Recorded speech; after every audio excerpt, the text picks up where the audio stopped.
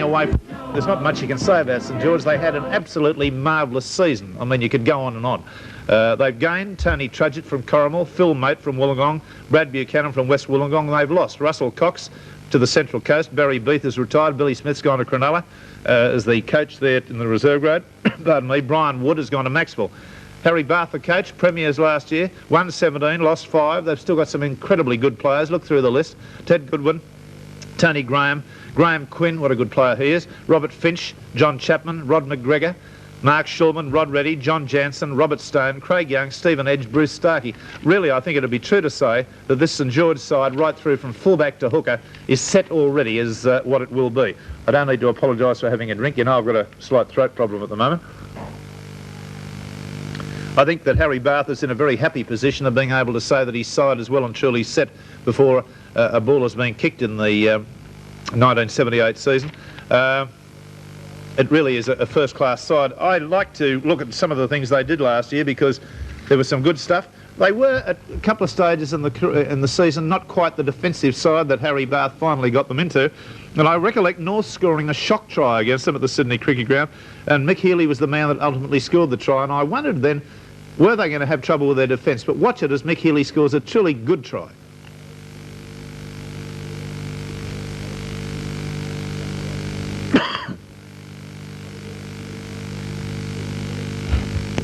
And Healy in right underneath the post there to make the St George defence at that early stage in the season not look all that bright. Graham Quinn, the centre. Now, this fellow really caught my eye the first time I saw him play. I like big, fast men. This fellow is big, he's fast, he comes on the burst very well, and that seems to me to be his forte because he scores 2 tries in this particular game that we're going to show you, coming on the burst off different players. Now, this one is off Jansen. Here's Jansen winding up, number 9, unloads, and Quinn there, well, you say all he had to do was catch the ball and run, but he was in position at the right moment, took the ball on the burst. Now he does exactly the same thing off Robert Stone here. Again, in between, on the inside of the defence, and that to me is fine, fine football. The St George side have got a noted trio in their scrum base situation. They've got little Shulman, they've got Reddy, they've got the 2 second rowers that can all run. And they've got Goodwin when the crack has been made in the defence. This is the sort of move that St George, under the coaching of Harry Bath, were able to do a lot last year. Reddy turning the ball back inside to Goodwin and then out to Chapman on the wing. And those sort of tries, they look easy, they look simple, they look fairly unspectacular, but a lot of professionalism goes into a try of that nature, using the blind side so well. I still am a firm subscriber to the view that the blind side of any ruck or scrum is the greatest attacking area, and it's not widely used by enough coaches. Harry Bath certainly uses it to every great advantage. Rod Reddy, well, this player is, I call him spring-heeled every time I do a commentary on the man, because he runs with a peculiar high knee action, and not peculiar if you're trying to tackle him, because he's all knees and thighs, and he's big and long-boned. Rod Reddy has got this great ability. I don't know, I've asked him in interviews, why is he so strong? Why does he look to be so hard to tackle? But it's a fact that he is a very, very tough man, although he doesn't look to be a hugely powerful man in physique. But we've got some sequences here now of Reddy in action. There he is passing out to Robert Finch, who did remarkably well to take that.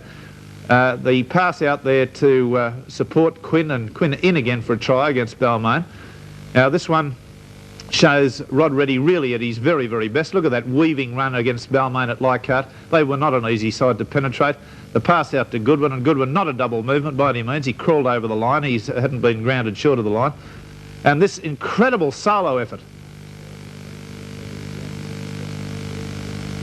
Really a freakish footballer. I could show you another half-dozen tries like that Reddy scored last year in all sorts of impossible situations. He really is quite a freakishly good footballer, and that wonderful ability to crack tackles, which I've asked him, as I repeat a number of times, are you exceptionally strong? Do you think you're more powerful? Do you do weight exercises or whatever? It seems to be an inherent thing with him. Some people are stronger than others. He's got the ability to hold people off or crack them with his physique, and there it is. It's just one of those things.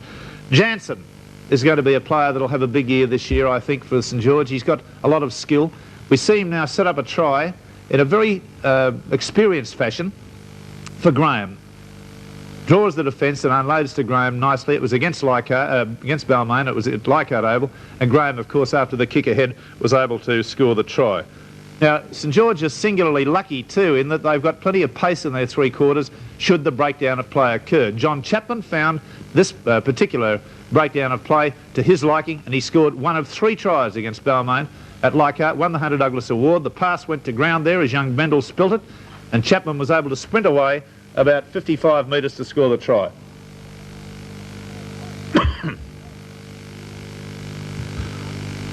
I don't know what you think of Ted Goodwin. I think he's a freak in a lot of ways. I think he's one of the finest attacking footballers I've ever seen. I've got some reservations about him as far as his defence is concerned, but my reservations about his defence are far outweighed by the brilliance of the man. I want you to pay particular attention to this try in which he's involved, just before we roll it. Note particularly when he gets the ball from a set scrum only about 10 metres out from his goal line, he's standing stock still, and then see what he does. Here he is.